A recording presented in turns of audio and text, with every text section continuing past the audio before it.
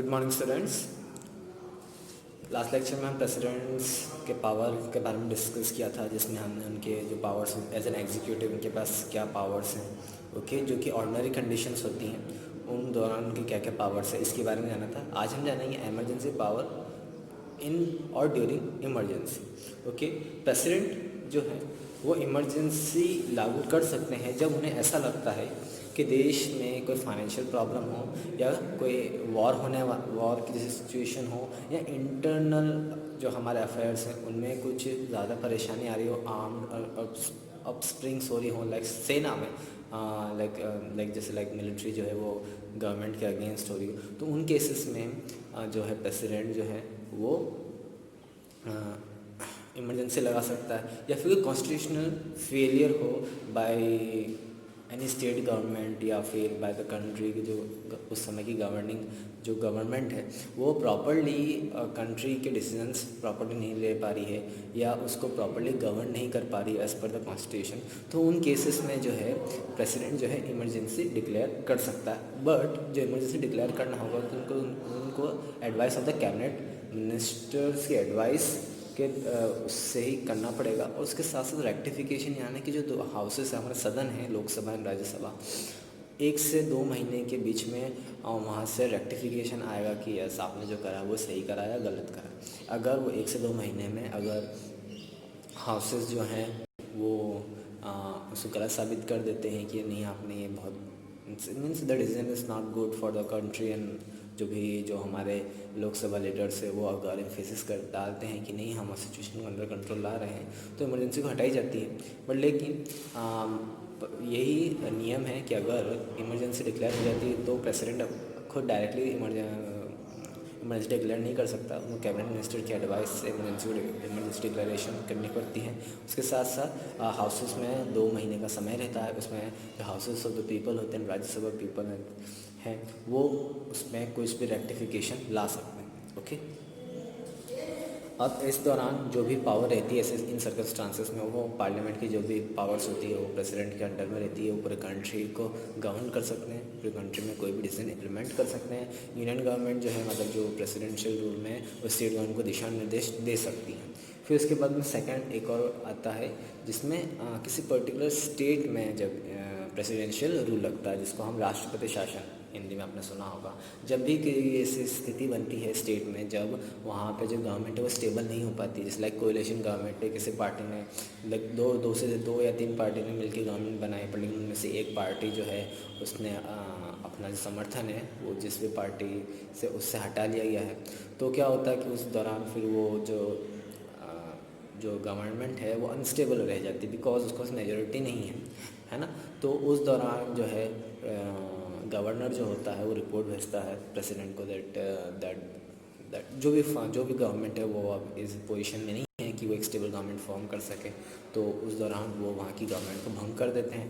तब भी इमरजेंसी लगती है तो उसको हम बोलते हैं, जब भी स्टेट पे लगती है तो उसको हम बोलते हैं राष्ट्रपति शासन लगना या फिर प्रेसिडेंट रूल लगना किसी पर्टिकुलर स्टेट में, जब वहाँ पे कोई ऑनगोइंग गवर्नमेंट जो होती है या तो कोएलिशन गवर्नमेंट होती है तो उसमें जो इंटरनल प्रॉब्लम होने की वजह से समर्थन हटा दिया जाता है, तो उस दौरान, या फिर जब भी कोई स्टेट जो है प्रॉपर्ली गवर्न नहीं हो पा रहा होता, वहाँ पे बहुत ज़्यादा हिंसा हो रही है, दंगे हो रहे हैं, वहाँ की गवर्नमेंट कुछ कर नहीं पा रही, कंट्रोल नहीं कर पा रही, तो उस केस में भी प्रेसिडेंट जो है वो उस पर्टिकुलर स्टेट की गवर्नमेंट को भंग करके वहाँ प्रेसिडेंशियल रूल लगा सकता है। ओके, इस दौरान जो प्रेसिडेंट जो है वो डायरेक्ट रूल नहीं करता, उसमें जो है उसका जो स्टेट का गवर्नर होता है वो सारे पावर्स एंजॉय करता है, लाइक जो भी डिसीजन लेना है करना है, सारे इंपॉर्टेंट मेजर डिसीजन जो है वो गवर्नर के थ्रू लिए जाते हैं।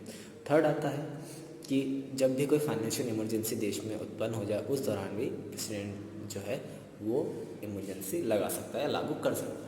ओके, जो नेक्स्ट टॉपिक पढ़ेंगे हम prime minister and the cabinet minister. Prime minister आप सभी जानते हैं, प्राइम मिनिस्टर जो इलेक्ट होता है उसके लिए इलेक्शंस लड़े जाते हैं, जो कि उसको हम Lok Sabha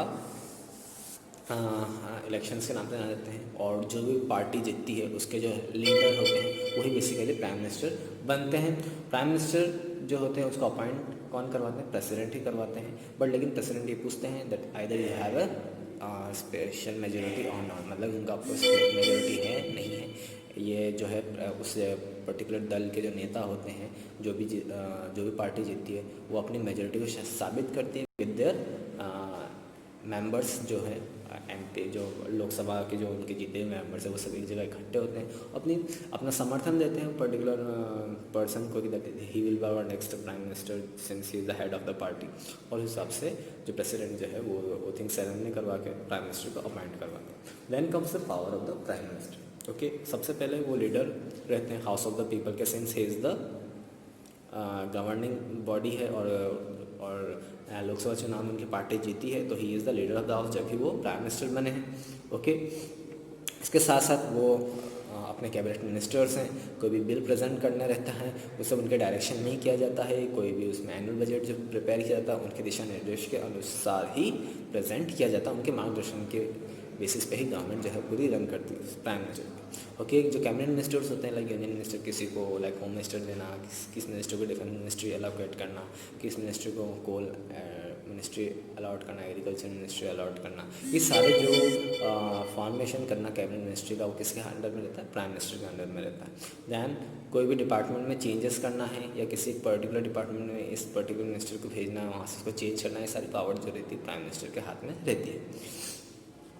Intervention in the department and function of the minister. Although the ministers of the respective department function and do work as per the policy of the government, but prime minister may intervene in the work of any department. अगर हालांकि जो जितने cabinet ministers होते हैं या किसी particular department के ministers होते हैं, तो वो जो रूल्स एंड रेगुलेशंस होते हैं, जो दिशा निर्देश होते हैं, उसी दिशा निर्देश के अनुसार ही काम करते हैं। बट लेकिन अगर प्राइम मिनिस्टर को ऐसा लगता है कि लाइक उनका इंटरवेंट करना या उनको इंटरप्ट करना ज़्यादा ज़रूरी, उनको सजेशन देना है, डायरेक्शन देने की रिक्वायरमेंट पड़ती है, तो प्राइम मिनिस्टर दे सकते हैं। Okay, removal of minister. अगर उनको ऐसा लगता है कि पर्टिकुलर मिनिस्टर जो है जिस भी डेजिग्नेशन में उनको पोस्टिंग की गई है, लाइक उनको कैबिनेट मिनिस्टर में कोई भी डेजिग्नेशन दी गई है, either he is home minister, defence minister, उनको ऐसा लगता है इज़ नॉट केपेबल या is not doing the work properly, तो वो उस पर्टिकुलर मिनिस्टर को उसकी डेजिग्नेशन पोस्ट से रिमूव कर सकते हैं।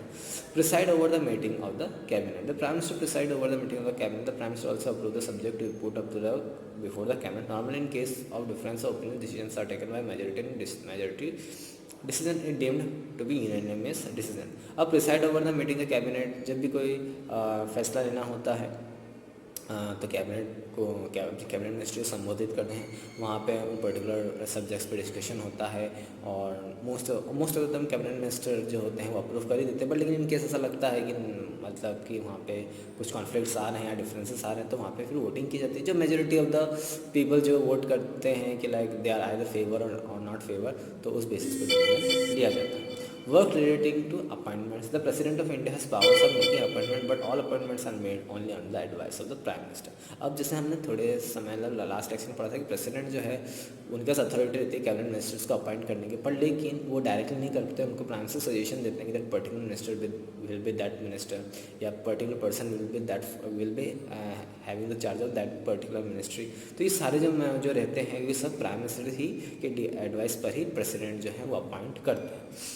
Ambassador of India in other countries, chairman of different commissions and members are appointed by the president on the advice of prime minister. In fact, जो एम्बेसडर्स होते हैं different countries में, हर एक countries में हमारी एम्बेसी होती है जहाँ पे हमारा एक इंडियन रिप्रेजेंटेटिव होता है जो कि उस पर्टिकुलर एम्बेसी का हेड होता है और वो उसका जो लिंकअप रहता है मिनिस्ट्री ऑफ एक्सटर्नल अफेयर्स जो रहते हैं, जो मतलब फॉरेन मिनिस्ट्री से रिलेटेड जो सारा काम देखते हैं उनसे लिंक रहता है। वो वहाँ पे फॉरेन में कोई भी इंडियन किसी में मतलब हमारे इंडियंस को किसी भी टाइप की प्रॉब्लम होती है तो पर्टिकुलर एम्बेसी में जाके कंप्लेंट कर सकता है और जो भी रिक्वायर्ड हेल्प होती है वो हमारी गवर्नमेंट करती है। तो इसके लिए हर कंट्रीज़ में हमारे एम्बेसडर्स होते हैं, कुछ ऑफिसर्स होते हैं, बेसिकली वो IFS ऑफिसर होते हैं, इंडियन फॉरेन सर्विसेज के ऑफिसर्स होते हैं। तो इन एम्बेसडर्स को अपॉइंट करना है या फिर तो ये सब प्राइम मिनिस्टर की एडवाइस पे ही प्रेसिडेंट अपॉइंट करता है। ठीक है।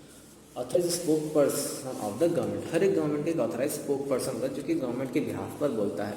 तो वो जो स्पोक पर्सन होता है चाहे वो इंडिया में हो या फॉरेन कंट्रीज में हो, उसके लिए डिसाइड करने का काम भी प्राइम मिनिस्टर को था। इनफैक्ट वो भी खुद as a spoke person of the government भी वो भी संबोधित करते हैं। आपने कितने बार देखा होगा प्राइम मिनिस्टर जो है देश को संबोधन करते हैं। So he is also the official या authorise spoke person of the government. Government के लिए जो भी फैसला लेना हो, डिसीजन लेना हो, उसके लिए वो ऑथराइज्ड हैं और गवर्नमेंट से रिलेटेड कोई बात करनी हो तो उसके लिए भी ऑथराइज स्पोक पर्सन है गवर्नमेंट की। ओके। ना general election actually prime ministers election, जो जनरल इलेक्शन होते हैं, जो आम चुनाव होते हैं, जिसको कि आप लोकसभा चुनाव के नाम से जानते हैं, फिर आम चुनाव के नाम से जानते हैं, वो इलेक्शन जो होते हैं प्राइम मिनिस्टर के लिए ही होते हैं। ओके। इसमें जो प्राइम मिनिस्टर इलेक्शन जो लड़ता है वो बेसिकली द मोस्ट पॉपुलर जो लीडर्स होते हैं कंट्री के, वो उस दौरान दावेदारी करते हैं as a for being the prime ministers, and the vote जो होते हैं वो डायरेक्टली प्राइम मिनिस्टर, भले अलग अलग कॉन्स्टिट्यूंसीज में डिफरेंट एमपीज रहते हैं, लोकसभा चुनाव के उम्मीदवार अलग अलग रहते हैं, बट लेकिन जो इंटेंशन रहता है लोगों का वो उस पर्टिकुलर गवर्नमेंट के लीडर के लिए होता है, और वो उसी लीडर को वोट करते हैं, ताकि जो आम चुनाव में जो एक एक वोट जो होता है वो प्राइम मिनिस्टर को जाता है। तो नंबर ऑफ़ मेंबर जो लोकसभा चुनाव में जो नंबर ऑफ जो कॉन्स्टिट्यूंसीज में जितनी ज़्यादा कॉन्स्टिट्यूंसीज जीतेंगे उतनी ज़्यादा चांसेस है कि जो पर्टिकुलर पार्टी का जो मिनिस्टर है वो प्राइम मिनिस्टर बनेगा। लाइक 543 कॉन्स्टिट्यूंसीज पे, डिफरेंट कॉन्स्टिट्यूंसीज पे इलेक्शन होते हैं, जिसमें मेजॉरिटी जो नंबर आई थिंक 275 या 74 का आंकड़ा है, इतने अगर 274 कैंडिडेट्स अगर एक पर्टिकुलर पार्टी के जीतते हैं तो that government can make the government in the central government, और उसी पार्टी का प्राइम मिनिस्टर बन सकता है। Okay. Now coming on the council of ministers और द कैबिनेट मिनिस्टर्स। ओके। अब cabinet the cabinet is a small but more effective part of the council of ministers. Cabinet जो होता है वो बहुत ही इफेक्टिव पार्ट होता है, हालांकि उसमें लाइक स्टेट की कैबिनेट मिनिस्ट्री अलग होती है, सेंट्रल की कैबिनेट मिनिस्ट्री अलग होती है ना। अब कैबिनेट मिनिस्ट्री में जब मिलता है तो प्राइम मिनिस्टर्स और उनके जो अदर ऑल मिनिस्टर्स होते हैं वो मिलकर कैबिनेट मिनिस्ट्री बनाते हैं। Cabinet minister, state minister, deputy ministers, the council of minister is jointly responsible to the parliament. और जो भी ये जो मिनिस्टर्स है, कैबिनेट मिनिस्टर्स हो गए या डेप्यूटी मिनिस्टर हो गए, ये रिस्पॉन्सिबल हैं पार्लियामेंट की सारी गतिविधियों के लिए। Head of the council of the minister is the prime minister, real power of the government vest in the council of minister. अब जो हेड ऑफ द काउंसिल है, जो पर्टिकुलर उनकी जो काउंसिल बनती है, लाइक जो उनके कैबिनेट मिनिस्टर्स हैं फॉर लाइक एग्रीकल्चर मिनिस्ट्री हो गई, फाइनेंस मिनिस्ट्री हो गई, मिनिस्टर ऑफ एक्सटर्नल अफेयर्स हो गई, मिनिस्टर ऑफ होम अफेयर्स हो गई, लाइक होम मिनिस्ट्री हो गई, डिफेंस मिनिस्ट्री हो गई, ये सारे काउंसिल ऑफ मिनिस्टर्स हैं, जो कि उनकी जो रियल पावर उन काउंसिल ऑफ मिनिस्टर्स के अंडर ही है, और उनको गवर्न या हेड करते हैं वो प्राइम मिनिस्टर करते हैं। Okay. Now special features of the cabinet और द काउंसिल मिनिस्टर की क्या इनके स्पेशल पावर्स हैं या फीचर्स हैं कैबिनेट मिनिस्टर या फिर काउंसिल मिनिस्टर्स के।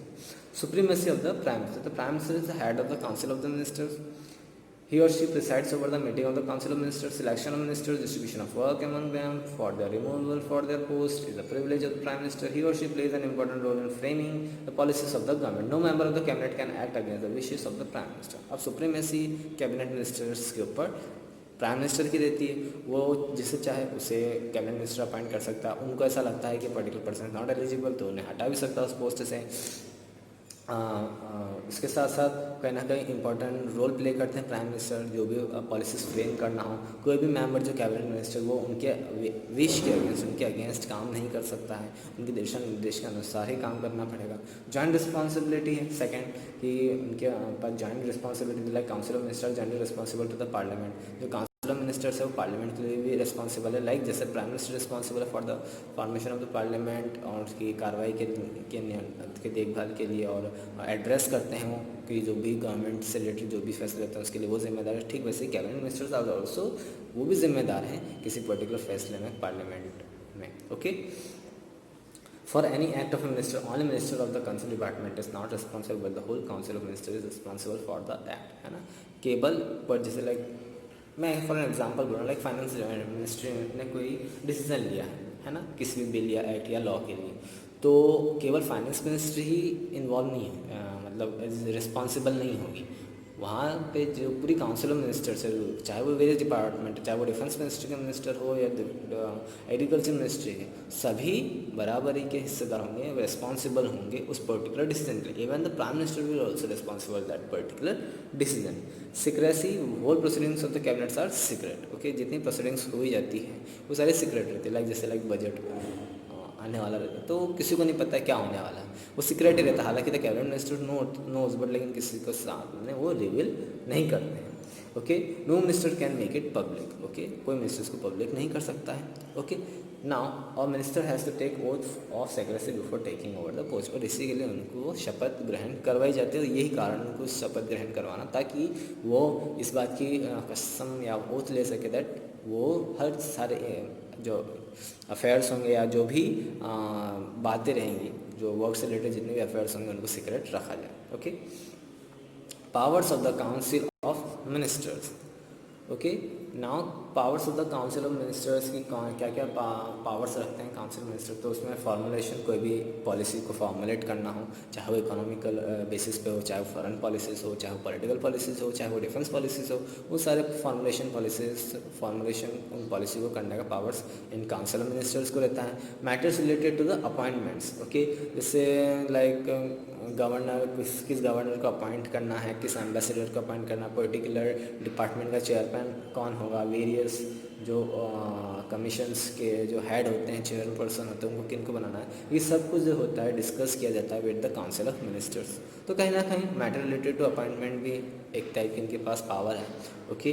Then matter related to finance, the council of minister exercise control over the income and expenditure of the country. इसमें जो फाइनेंस मिनिस्ट्री होती है वो थोड़ी पावरफुल होती है, क्योंकि कहीं ना कहीं वो सारे जो हमारे फाइनेंस मैटर्स है उसको वो ओवरऑल उसको देखती है, इनकम एक्सपेंडिचर कितना है कंट्री का, कितना नहीं है, इसके लिए वो लोग हर साल बजट लेके आते हैं, कितना हम लोग उससे फ़ायदा हो सके, कितना बिजनेस पर्सन को फ़ायदा हो सके, ओके। फिर उसके बाद में अगर in case like council of the finance minister draft the budget, presents it before the council of minister, after its approval it is presented in the house। और उसकी खास बात यह है कि फाइनेंस मिनिस्ट्री को जो भी डिसीजन लेते हैं like finance, like particular budget है ना, पर्टिकुलर बजट को वो लोग पेश करना चाहते हैं, तो उसको पहले उनको काउंसिल ऑफ मिनिस्टर के सामने पेश करना पड़ेगा। जब काउंसिल ऑफ मिनिस्टर उसको अप्रूव करेगी तभी वो पार्लियामेंट में, सदन में उस बजट को पढ़ सकते हैं। अब इफ इन केस है ना कि जो हमारे पार्लियामेंट के मेंबर्स है, पूरी पार्लियामेंट के मेंबर्स जो हैं उस बजट के खिलाफ हैं, तो उस केस में जितने भी कैबिनेट हैं है ना, जितने भी कैबिनेट मिनिस्टर्स हैं उनको रेजिग्नेशन देना पड़ सकता है। सो जो बजट होता है तो काउंसिल मिनिस्टर प्रॉपर्ली उसको एड्रेस करते हैं, प्रॉपर्ली उसको पढ़ते हैं बिफोर जो फाइनेंस मिनिस्ट्री वो पार्लियामेंट में बजट को रीड कर, ओके। तो ये कुछ पावर्स हैं, ओके, कैबिनेट मिनिस्टर्स की या काउंसिल मिनिस्टर्स की। Advice to the president, okay, the council of ministers advises the president from time to time, the president has to accept the advice of the cabinet। जो council of ministers है वो time to time president को advice देते रहते हैं, okay. और इसके लिए जो कैबिनेट प्रेसिडेंट है उनको बात माननी पड़ती है, उसको टाइम टू टाइम वो लोग एडवाइस देते रहते हैं, okay. Next come the judiciary, okay, judiciary यानी कि हमारा judicial system of India, okay. हमारा जुडिशल सिस्टम ऑफ इंडिया हम पहले भी पढ़ चुके हैं, यहाँ पे भी हम पढ़ेंगे, पर लेकिन not on a large scale, मैं बस रफली आपको पढ़ाऊँगा। लाइक जैसे जुडिशल सिस्टम है, जैसे हमारा सुप्रीम, जो हमारा हाईएस्ट ऑफ द कोर्ट जिसे और कहेंगे वो है हमारा supreme court. Then comes the high court, okay, जो कि हर स्टेट्स में होते हैं, ओके। फिर उसके बाद में आता है हाई कोर्ट के नीचे आते हैं सब ऑर्डिनेट कोर्ट, जिसमें सिविल कोर्ट हो गए, कोर्ट ऑफ सेशन हो गए, रेवेन्यू कोर्ट हो गए। अब जैसे सिविल कोर्ट होते हैं तो उसमें जो आप सभी जानते हो हर एक कोर्ट में जो जज होते हैं, लाइक सुप्रीम कोर्ट के चीफ जस्टिस ऑफ इंडिया के नाम से जाना जाता है, हाई कोर्ट के जजेस होते हैं chief justice of that particular state, okay ना। सिविल कोर्ट में डिस्ट्रिक्ट जज होते हैं, एडिशनल डिस्ट्रिक्ट जज होते हैं, फिर उससे नीचे सिविल जज क्लास 1 से जज क्लास 2, ये सिविल कोर्ट्स के जज हैं। उसमें सबसे हायर पोस्ट में होता है डिस्ट्रिक्ट जज, देन एडिशनल डिस्ट्रिक्ट जज, देन सिविल जज क्लास 1 एंड सिविल जज क्लास 2, ओके। ये इनके वेरियस क्लासेस होते हैं, ओके, उनके डेजिग्नेशन की पोस्ट होती है, ओके। देन आता है आपका सेशन कोर्ट या फिर कोर्ट ऑफ सेशंस कहा जाता है, जिसमें भी डिस्ट्रिक्ट एंड सेशन कोर्ट जजेस रहते हैं, एडिशनल सेशन जजेस होते हैं, असिस्टेंट सेशन जज होते हैं, चीफ जुडिशियल मजिस्ट्रेट होते हैं जिसको हम CGM कहा जाता है, और जुडिशियल मजिस्ट्रेट क्लास 1 और जुडिशियल मजिस्ट्रेट क्लास 2। फिर होते हैं रेवेन्यू कोर्ट, ओके, जिसमें रेवेन्यू बोर्ड होता है। रेवेन्यू कोर्ट बेसिकली जो रिलेटेड टू टैक्स, फाइनेंस, इन सारी चीज़ों में वो रहता है। इनका बेसिकली ये जो कोर्ट रहता है इसमें जाते जितना भी टैक्स इम्प्लीमेंट कलेक्ट करना होता है, either agriculture tax, either house tax, everything ना, सर्विस टैक्स, पब्लिक फैसिलिटीज़ में जो टैक्स वसूला जाता है वो सब रेवेन्यू कोर्ट देखता है, जिसमें रेवेन्यू बोर्ड होते हैं, कमिश्नर्स होते हैं, कलेक्टर होते हैं और तहसीलदार होते हैं, ओके। नेक्स्ट लेक्चर में हम सुप्रीम कोर्ट के ऑर्गेनाइजेशंस के बारे में जानेंगे, कितने जज अपॉइंटमेंट होते हैं, क्या उनकी क्वालिफिकेशन है एक पर्टिकुलर अगर जज बनना है, इसके बारे में जानेंगे। And also we will discuss about the state government, जिसमें chief minister, judiciary, high court, इन सब चीज़ों के बारे में नेक्स्ट लेक्चर में पढ़ेंगे। आज के लिए इतना ही, थैंक यू।